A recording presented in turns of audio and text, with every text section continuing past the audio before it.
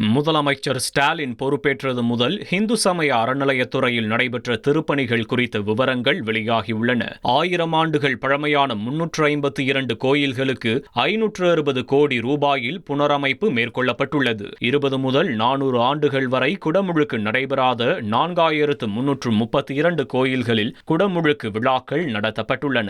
ரூபாய் 8436 கோடி மதிப்பிலான 8107 ஏக்கர் கோயில் நிலங்கள் ஆக்கிரமிப்பில் இருந்து மீட்கப்பட்டுள்ளன.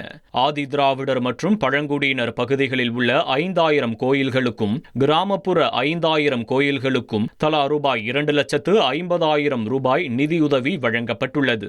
மயிலாப்பூர் ஐயன் திருவள்ளுவர் கோயில் ரூபாய் 19,17,00,000 கற்கோயிலாக கட்டப்பட்டு வருவதாக தெரிவிக்கப்பட்டுள்ளது. கும்பகோணம் துக்காட்சியில் உள்ள ஆபத்சகாயேஸ்வரர் கோயில் புனரமைப்பிற்கு யுனெஸ்கோ விருது அறிவிக்கப்பட்டுள்ளதாகவும், வடலூரில் ரூபாய் 99,90,00,000 வள்ளலார் சர்வதேச மையம் அமைக்கப்பட்டுள்ளதாகவும் கூறப்பட்டுள்ளது.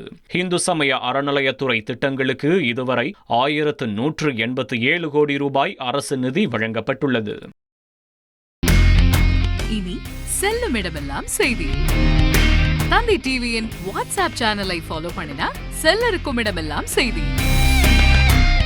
இதோ QR கோட் இப்பவே ஸ்கேன் பண்ணுங்க, ஃபாலோ பண்ணுங்க.